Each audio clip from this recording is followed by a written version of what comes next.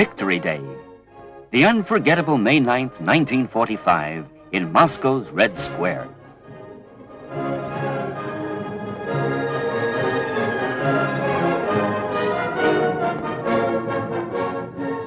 The Soviet people are jubilant.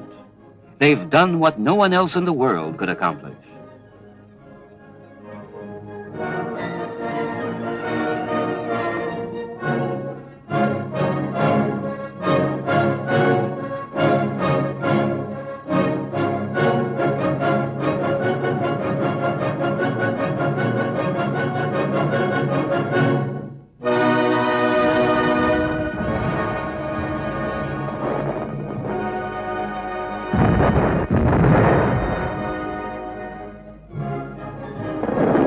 This documentary film describes the unprecedented heroism and valor of Soviet people who killed the fascist beast in his den. Berlin, May 1945. Hitler's Reichschancellery was already taken. This is Hitler's private office, and this is where the Nazi military elaborated their criminal plans to enslave the nations.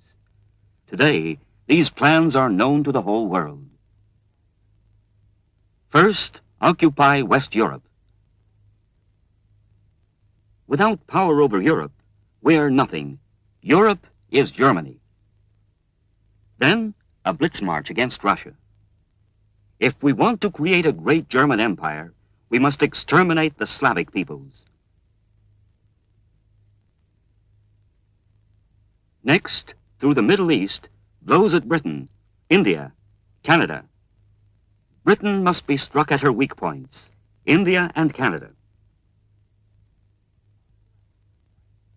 Next, on to Africa via the Mediterranean. Africa must be a German dominion.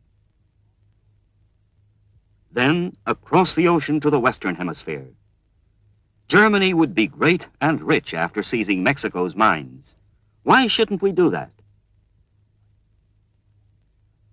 And finally, get to the United States. Defeat the Anglo-Saxons, and then incorporate the United States in Germany's world empire.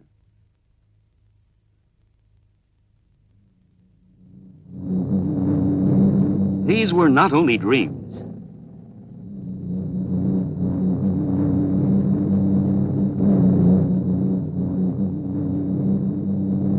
Landing forces were dropped in northern Norway.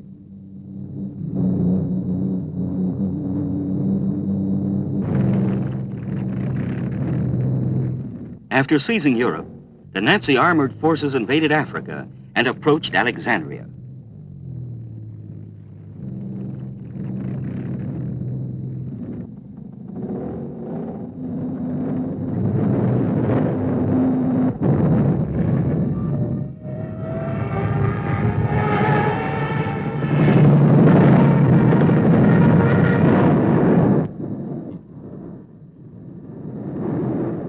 Their submarines sunk shipping off the American coast.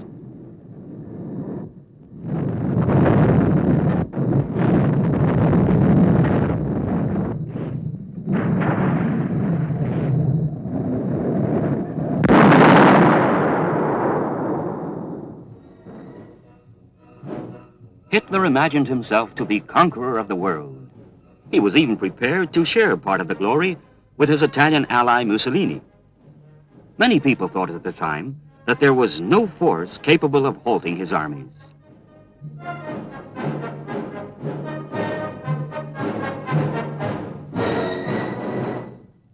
But Moscow rose in their way.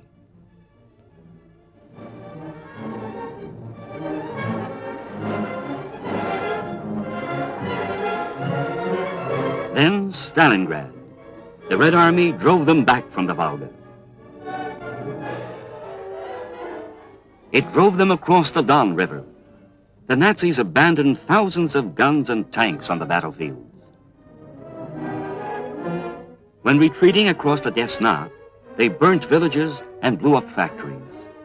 The Red Army drove the Nazi killers across the Dnieper.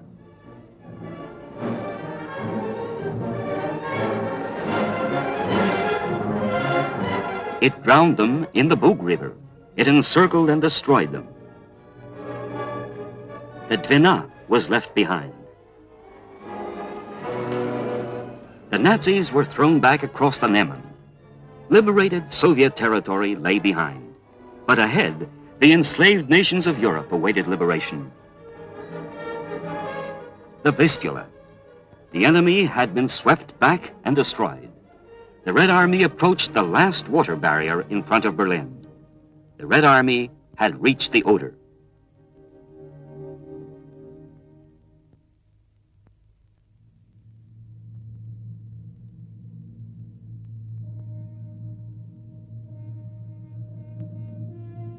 This is the Oder. Behind lay 4 years of war, 4 hard years of battles and great victories. The Red Army had reached this point wiser with the experience of war, hardened and strong, and ready as never before to strike the last crushing blow at the enemy. The Germans called the Oder the river of their destiny. Now the destiny of this river was in the hands of the Russian soldier.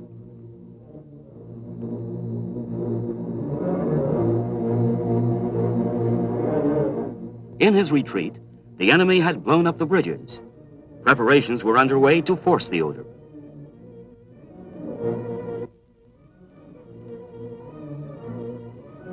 Only 75 kilometers remained to Berlin, but every one of them would have to be taken in battle. After forcing the Oder, the first line of defense had to be overcome. Pillboxes and fortified emplacements built for long-term resistance.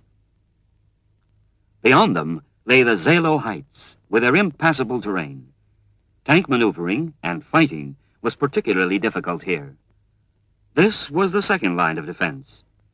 Trenches stretching many kilometers and strongly fortified positions. There were anti-tank ditches and minefields everywhere, forest blocks, canals and lakes, centers of resistance and populated points.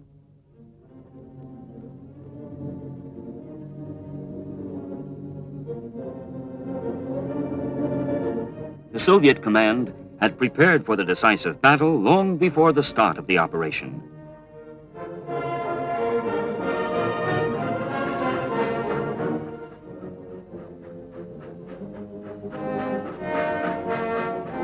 Hundreds of such trainloads were dispatched into the forest.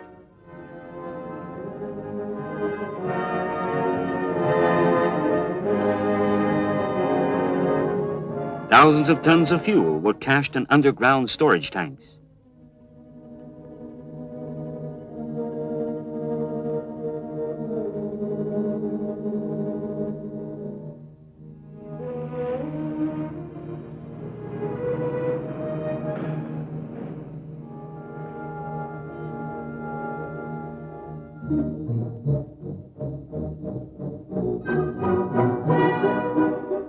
At the same time, fresh forces were pulled up to the western bank of the Oder.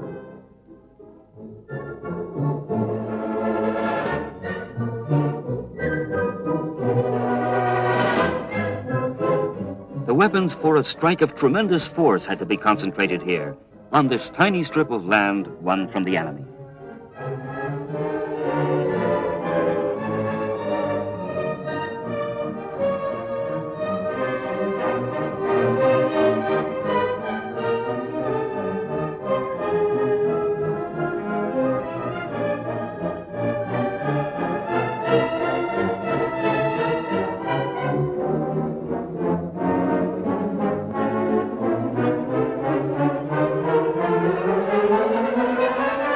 The offensive against Berlin would start from this bridgehead.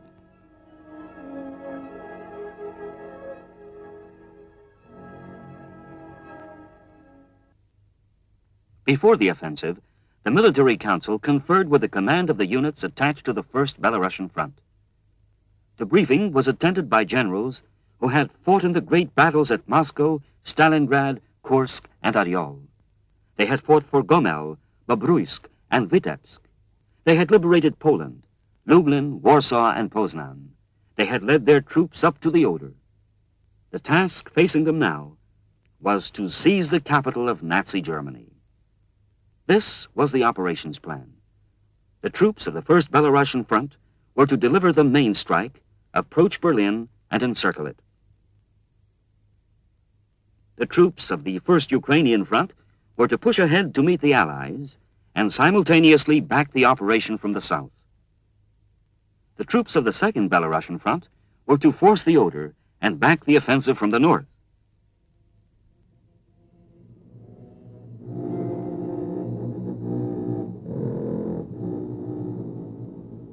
Everything was ready for the decisive offensive. Quiet fell on the bridgehead.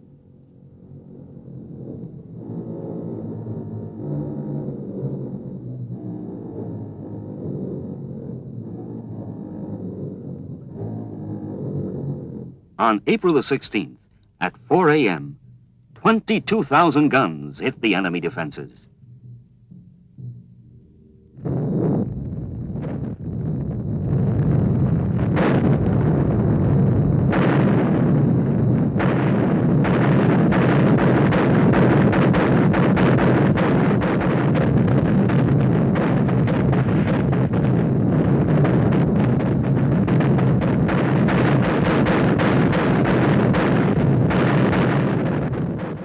This was an artillery offensive of unprecedented force.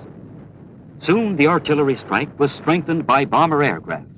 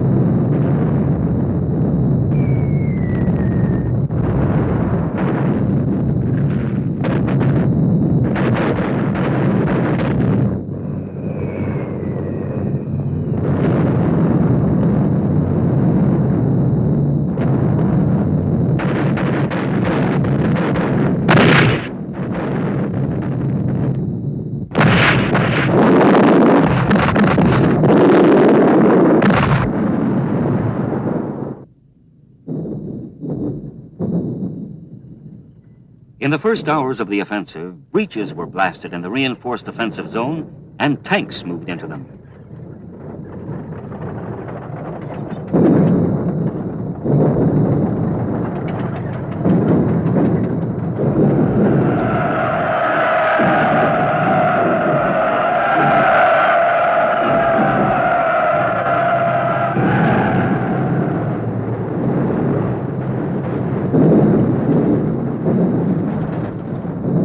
At the same time, troops of the First Ukrainian Front went into action, with Marshal Konyev leading his forces into the offensive.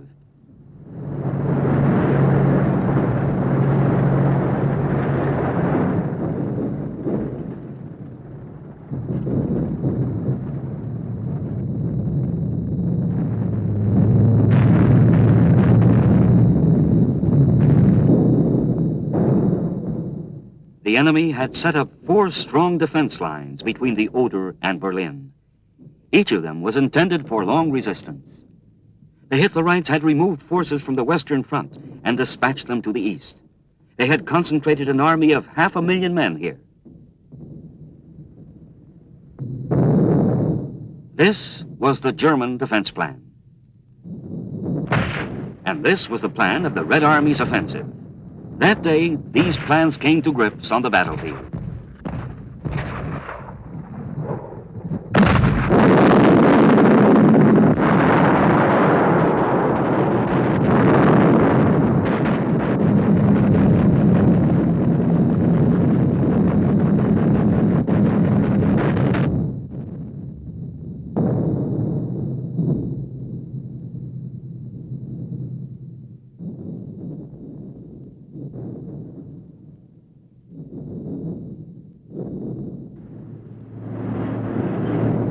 Troops of the Second Belarusian Front materialized the plan elaborated by the command and forced the Oder north of the direction of the main strike.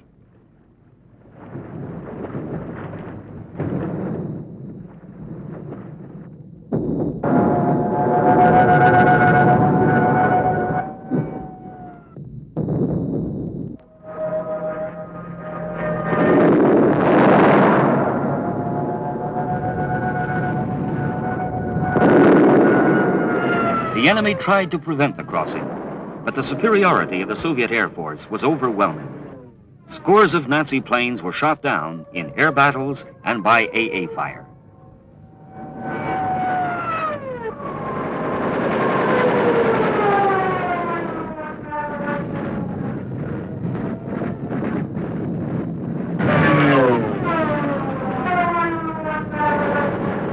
These attack planes backed the Soviet offensive by smashing enemy strongholds and reserves on all roads up to Berlin.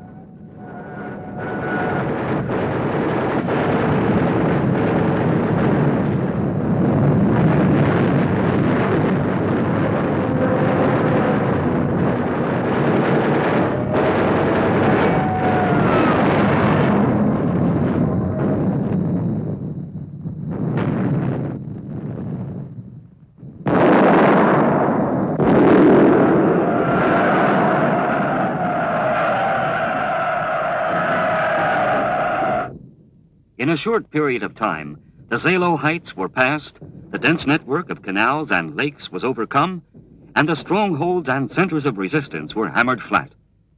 On April the 21st, the Soviet forces reached Berlin.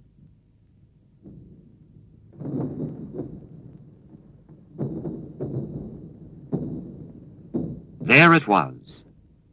This was not the first time that Russian troops had stood at the walls of the city.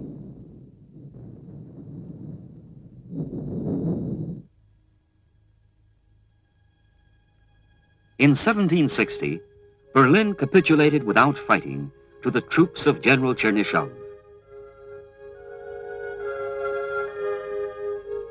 The Russian troops had entered Berlin with these banners, which are now treasured as relics. These horns had heralded the bloodless victory over Berlin.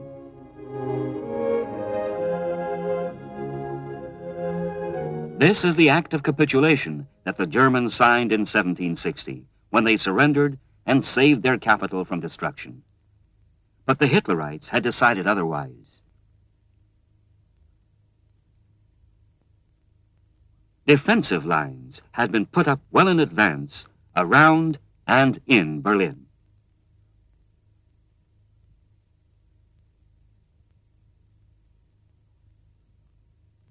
Secret orders regarding the defense of Berlin stipulated, defend every block, every house, every floor, every ruin, every meter of land. Turn German soil into hell for the Bolsheviks.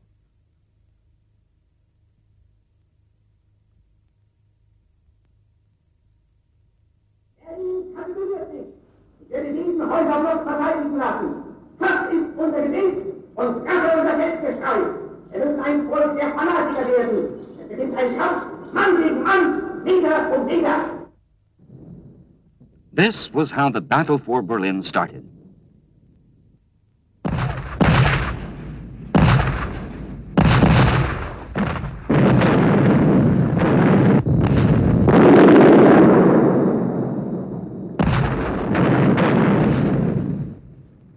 Heavy fighting broke out immediately in the suburbs.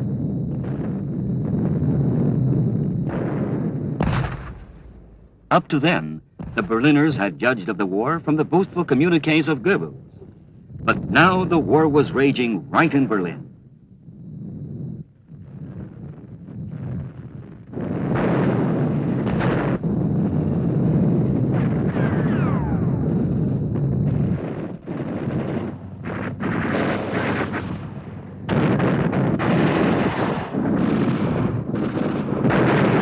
By ordering Berlin to be turned into hell for the Bolsheviks, the criminal Hitler command had turned it into hell for the German population of the city.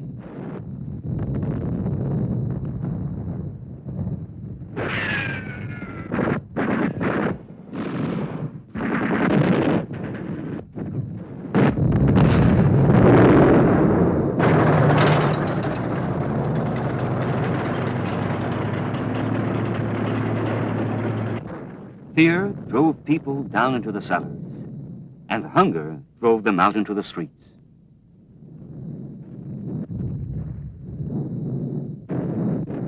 Fear and hunger were all that Hitler gave the Germans instead of the promised benefits.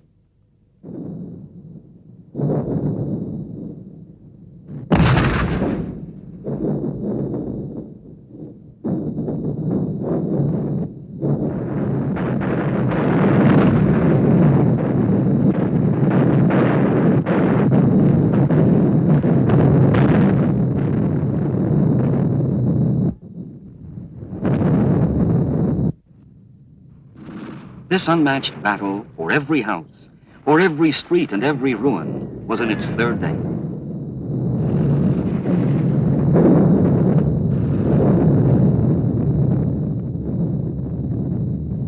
The fighting moved from the suburbs closer to the center.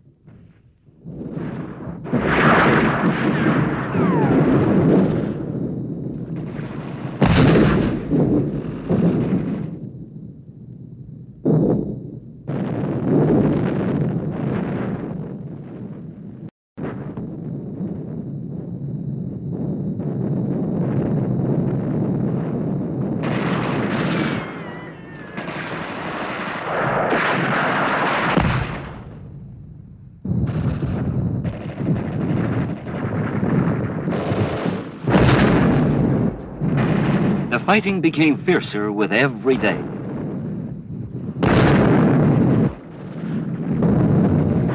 The troops tore ahead through burning houses and over ruins and rubble. Their steady advance could not be stopped.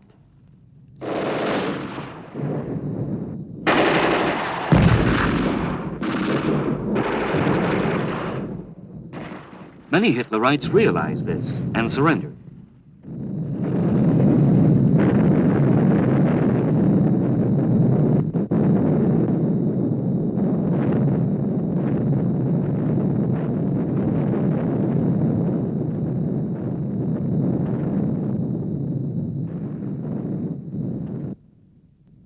On the 25th of April, Berlin was surrounded. Troops of the 1st Belarusian Front linked up with those of the 1st Ukrainian Front and closed the ring around Berlin. By that time, the situation was as follows. Kuznetsov's army was pressing on the center of Berlin from the north. Berzarin's army was fighting its way to the center from the east. But here, the enemy was putting up particularly strong resistance. Chulkov's army was fighting its way to Tempelhof. Marshal Konyev's forces were continuing to approach from the south and southwest.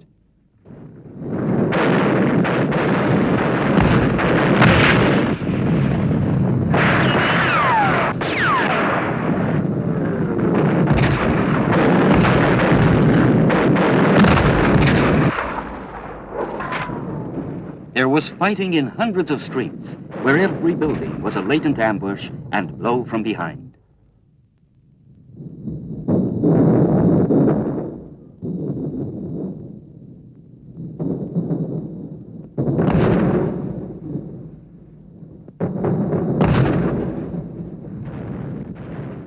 From the very first days, the commandant of Berlin, Colonel General Berzarin, had called on the population to return the city to normal life.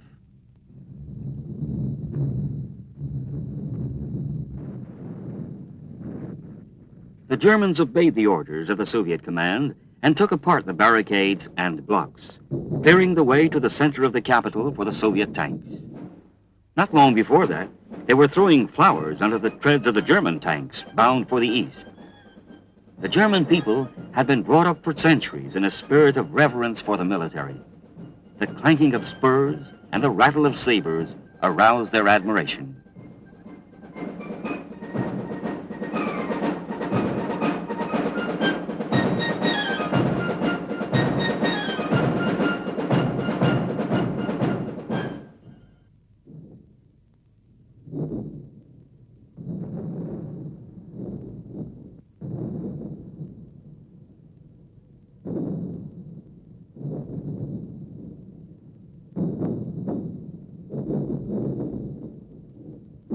This Soviet woman soldier had a big account to settle with the Hitlerites.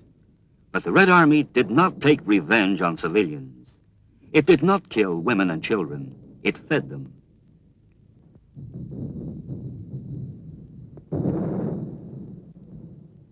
What did this woman get from Hitler and his criminal plans for world domination?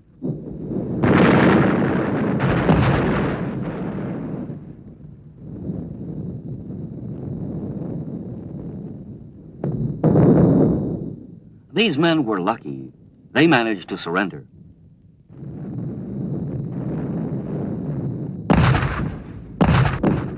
But there could be no mercy for those who continued to resist and prepare a treacherous stab in the back.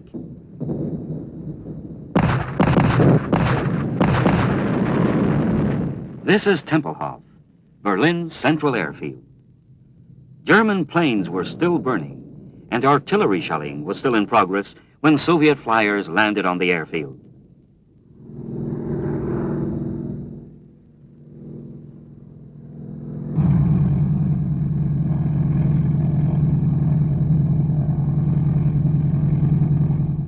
This is Major Kurt Brest, former commandant of the airfield, who had now become a prisoner of war. The major recalled more joyful days. Goering used to take the salute at parades here and decorate his aces. The major had received his first cross from Goering here. But more sorrowful recollections followed. Once they flew Benito Mussolini in. He had just been abducted from his captors. Hitler met his friend in distress here.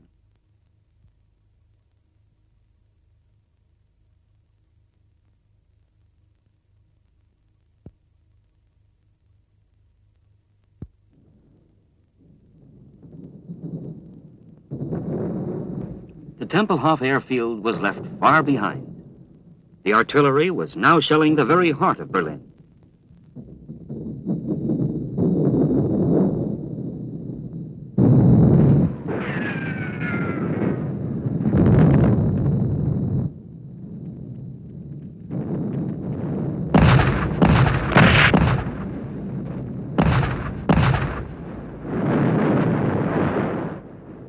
The fighting was in its 7th day, and it continued at night with the same intensity.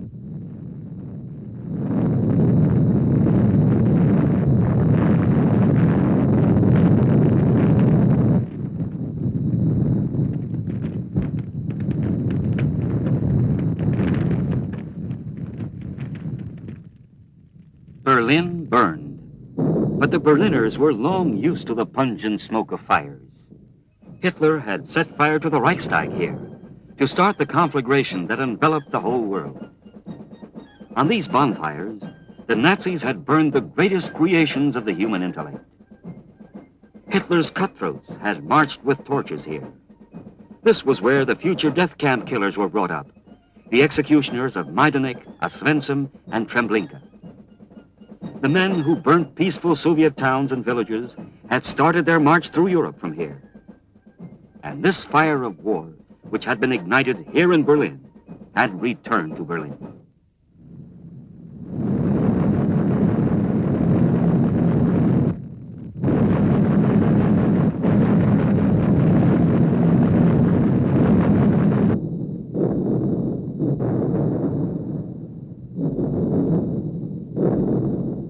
The Russian soldiers were already fighting in the very center of Berlin.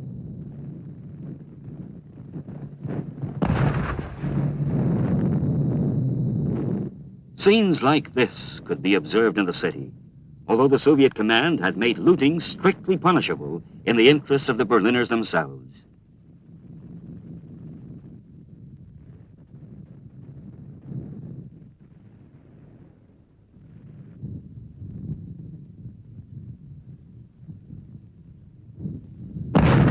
The 8th day was rounding out.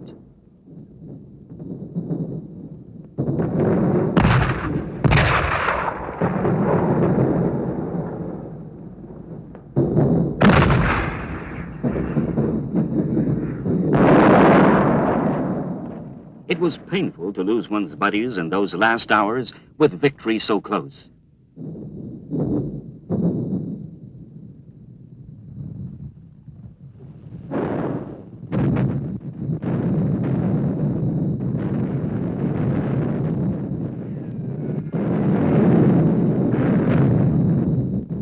Chuikov's guards units broke into the center of the city from the southeast. From the north, Kuznetsov's army was pressing towards the Reichstag. It had already taken the prison where the German anti-fascists were incarcerated. In the east, Berzarin's army was fighting. The First Army of the Polish forces, under the command of General Poplavsky, took part in the storming of Berlin. The ring around the center of the city was tightening. That was the Reichstag beyond the cathedral.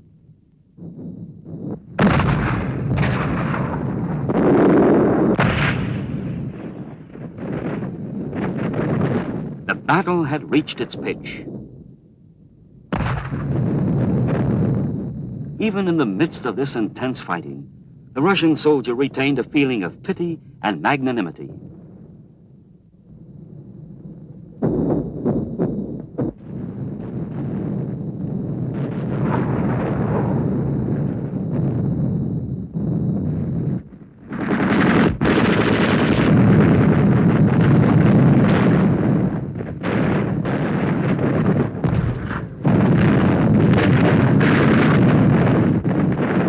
Some of the soldiers had already been near the Reichstag.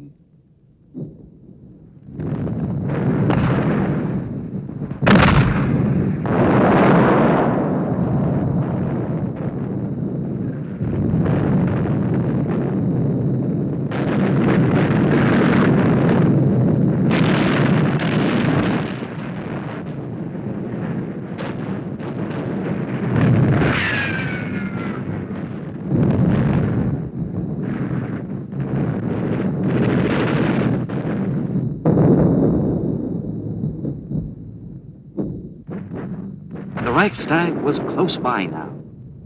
Next to it was the Brandenburg Gate. This was the site of the former triumphs of the Friedrichs and the Wilhelms, of the Prussian kings and German emperors.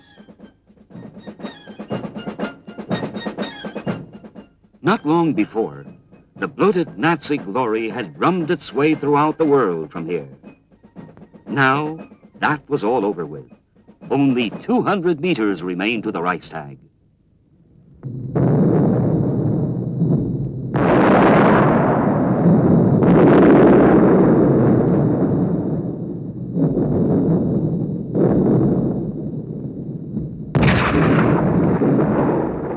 Everyone had but one thought, one desire, to place the banner of victory on top of the Reichstag.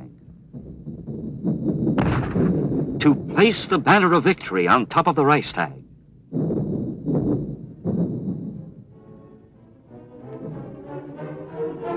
To place the banner of victory on top of the Reichstag.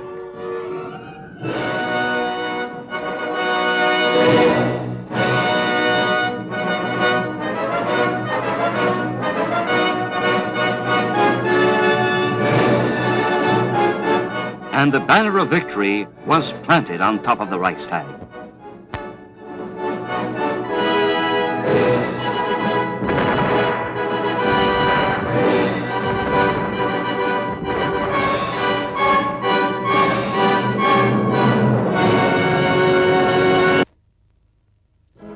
May the 2nd, 1945. This was a date that would go down in history. Berlin capitulated.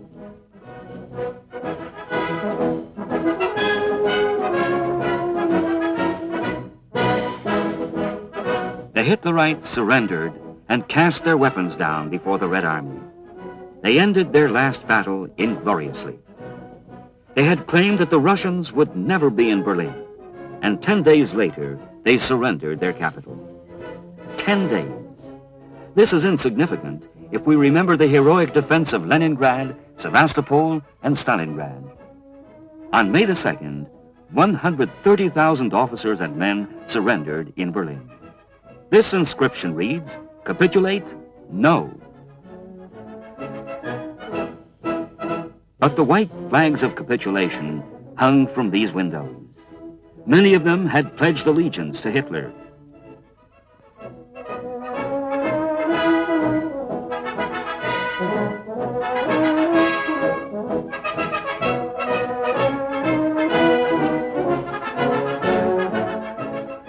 This is Artillery General Weidling, commander of Berlin's defenses. On May the 2nd, he signed the order of capitulation and surrendered together with his staff.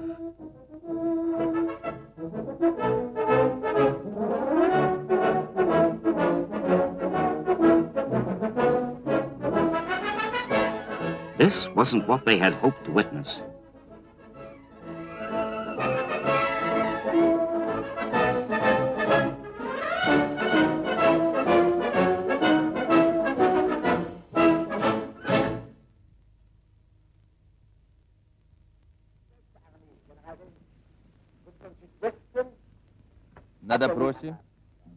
Artillery General Weidling had been received by Hitler on April the 29th, and Hitler had continued to insist on resistance.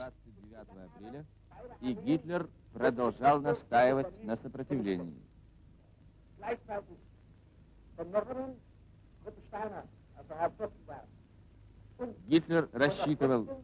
had thought that the German Ninth Army, operating southeast of Berlin, and the army operating opposite the Allies, southwest of Berlin, supported by the Panzer Army, would encircle and smash the Soviet forces.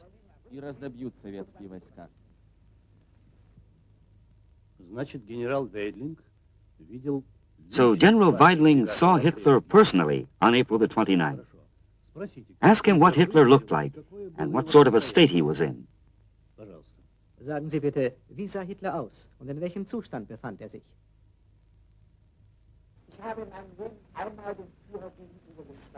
I had seen the Führer a year before that. I was shocked when I saw him this time. This was a wreck of a man.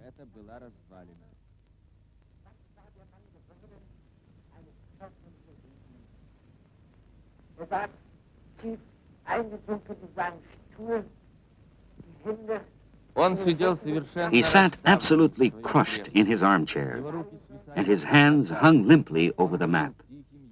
He spoke in a barely audible voice, and he stammered. He was finished.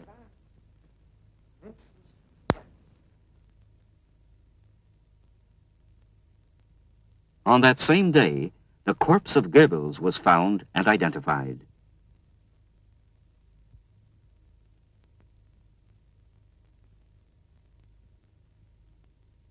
Goebbels was silent.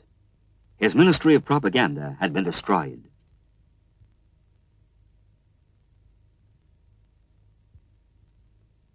His radio station was silent. He had poisoned the world for many years from here with his preaching of brute force and hatred for man. In the streets of Berlin, the victors met liberated Americans, Britons, Frenchmen, Belgians, Poles, and Norwegians.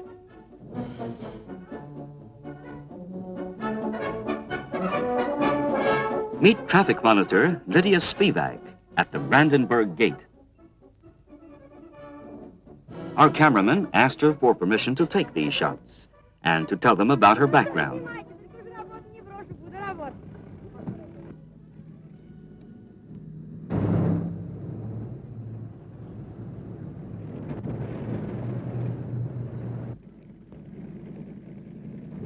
Что я могу сказать? В Берлине, в центре. Другой раз так забудешь. Не вдумайся. It's great that we're already in Berlin, right opposite the Reichstag, facing the Brandenburg Gate.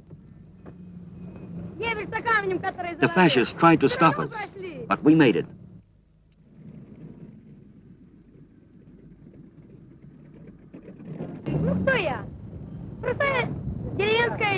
I'm just an ordinary country girl. I went to school. Then, when the war broke out, I joined the army.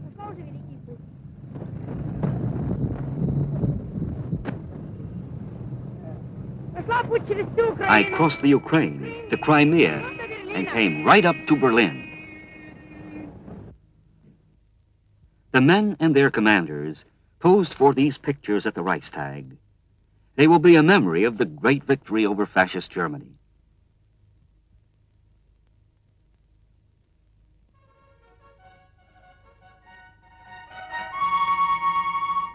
The Battle of Berlin had a decisive impact on the fighting in Europe. The German war machine was smashed and proved incapable of further resistance. Germany capitulated. On May the 8th, a delegation of the Supreme Command of the Allied Expeditionary Forces arrived at the Tempelhof airfield. That was the day set for Germany to sign the Act of Unconditional Capitulation.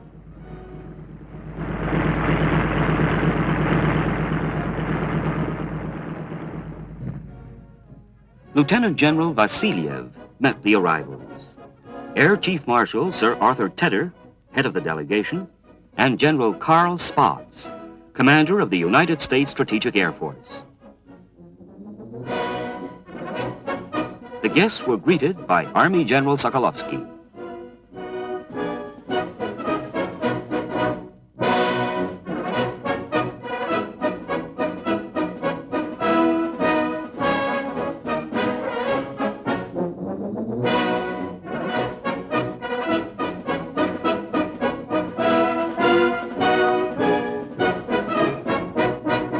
Representatives of Hitler's command were also flown into Berlin to sign the Act of Unconditional Capitulation. They were headed by General Field Marshal Keitel.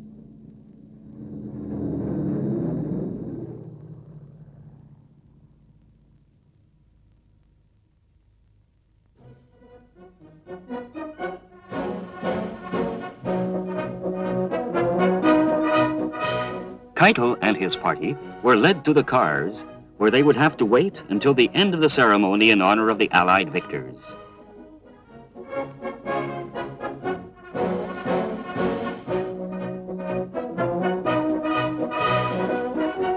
Keitel had yet another look at the terms of capitulation.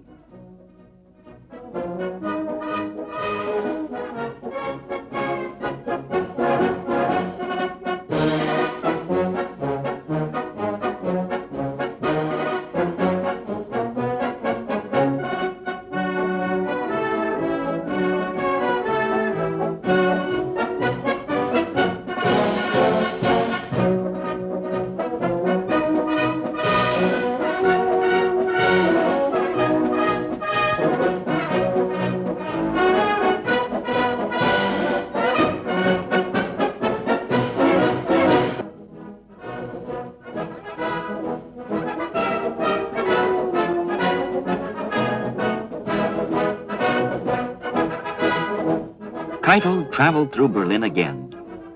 But this was no longer the same Berlin, nor the same Keitel.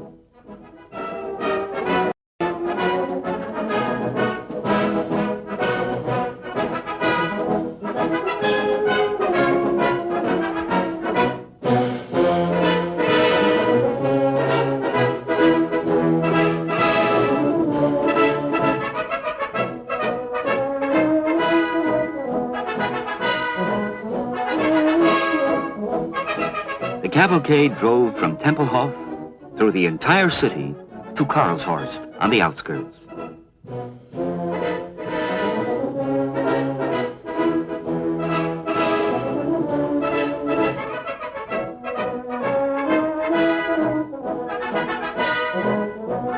This is Karlshorst, and this unassuming building would make history that day.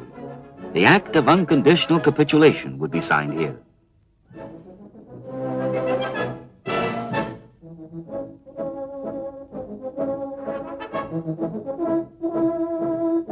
The representatives of the Allied command call on Marshal Zhukov.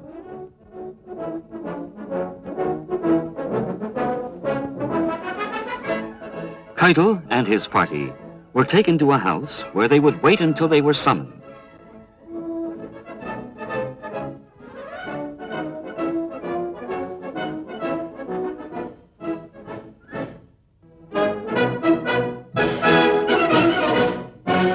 At the appointed hour, the representatives of the Soviet and Allied commands appeared in the hall.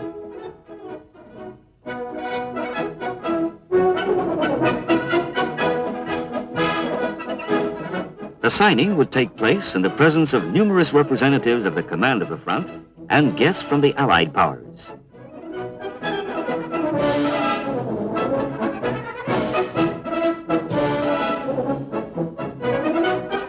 Marshal Zhukov informed the whole that representatives of Hitler's command had arrived in Berlin, and he summoned the German delegation to sign the Act of Unconditional Capitulation.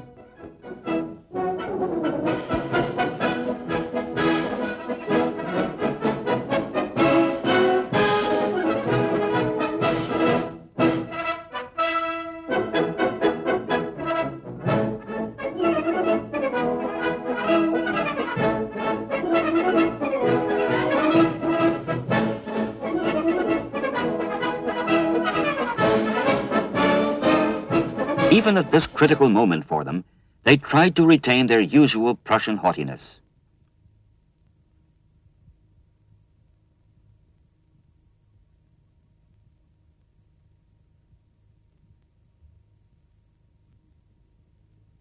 In reply to Marshal Zhukov's question whether the representatives of the German command were acquainted with the terms of capitulation, Keitel replied in the affirmative.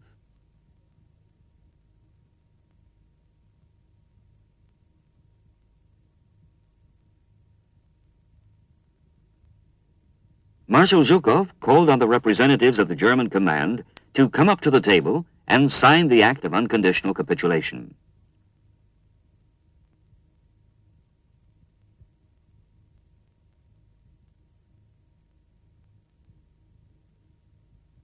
On behalf of the High Command of the Armed Forces of Germany, the act of capitulation was signed by General Field Marshal Keitel.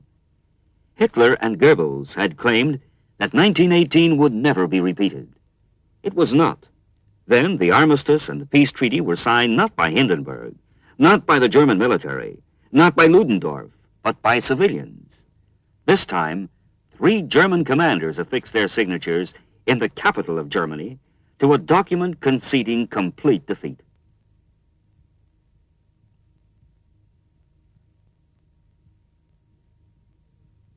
The act of capitulation was signed by Admiral Friedenberg.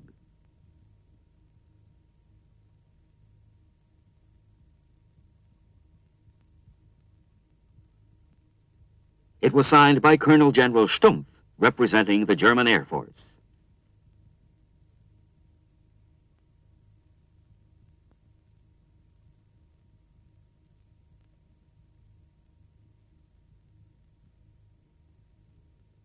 The act of capitulation was signed by representatives of the victorious powers.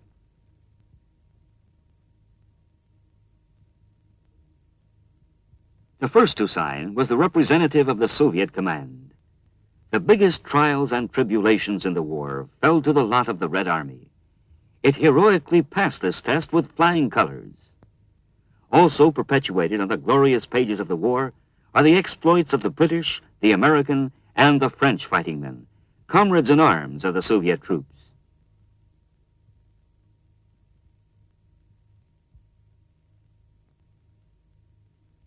The act of capitulation was signed. The German representatives left the hall. The German military went into battle twice for world domination and was beaten both times, under the sign of the Prussian eagle and under the banner of the fascist swastika. Berlin. The Hitlerites wanted it to stand up in glory over the ruins of a vanquished world. These were criminal ambitions. How much blood and tears they caused humanity, including the German people. These ruins are a grim reminder and a stern warning to those who would like to turn the world into a shambles for a third time.